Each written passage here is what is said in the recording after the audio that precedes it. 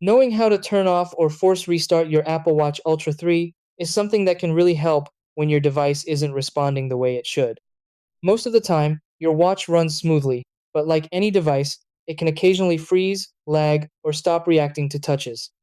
In those moments, simply tapping the screen won't fix the problem, and that's where powering it off or forcing a restart becomes useful.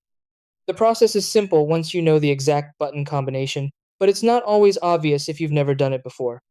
Whether you're just shutting it down to save battery or fixing a temporary glitch, these steps will get your watch back to normal quickly.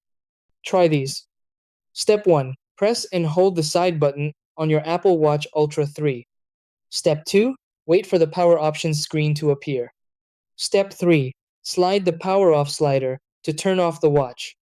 Step 4. Wait a few seconds until the screen goes completely black. Step 5. To force restart, press and hold the side button plus digital crown together. Step 6. Release both buttons when the Apple logo appears.